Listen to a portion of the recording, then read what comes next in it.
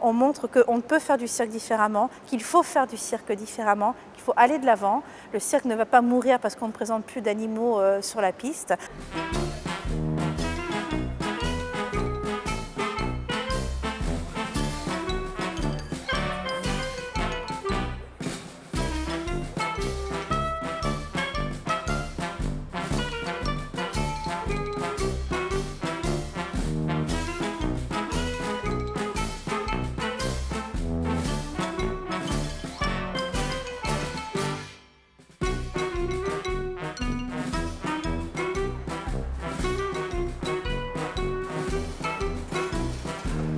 Nous étions profondément contre la chasse, la pêche, enfin toutes ces formes d'exploitation animale, et nous-mêmes étions dompteurs. Donc on a eu une vraie réflexion par rapport à ça.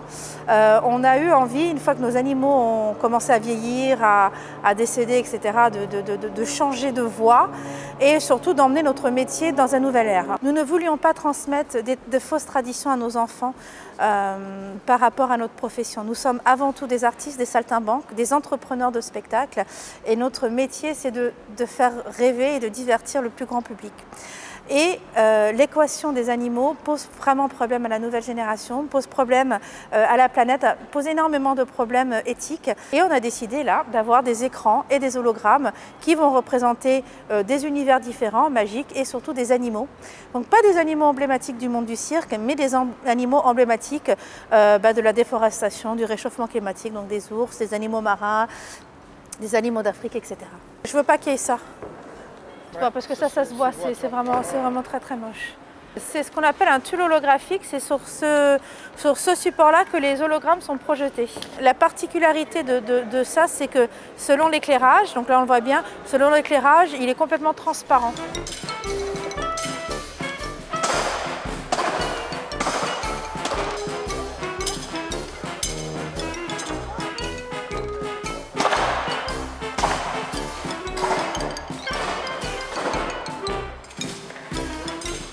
Nous sommes des ovnis et nous avons été largement maltraités à ce sujet. Ça a été très mal perçu, mais tant mieux, ça nous a donné des ailes pour continuer et pour monter tout ça. En tant qu'ancien dompteur, on est actif maintenant dans la protection animale de par des actions qu'on mène avec notre éco-cirque.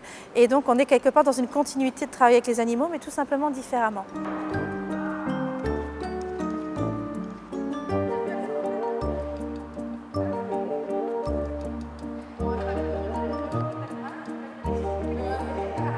J'ai réfléchi à pouvoir faire un nouveau numéro sans les animaux. Donc ça a été une année difficile pour moi forcément, parce que j'ai vécu 10 ans auprès des animaux. J'ai dû me renouveler. Quand j'ai commencé le cerceau, je me suis dit « Ah, c'est un objet, ça va être difficile d'établir un lien ». Donc après, la reconversion a été vite faite parce que je me suis pris de passion pour l'aérien finalement.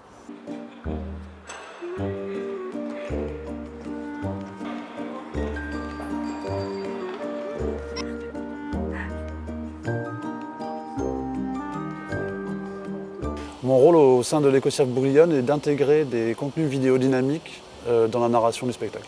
Je n'imaginais pas que le cirque traditionnel connaîtrait cette mutation aussi rapidement.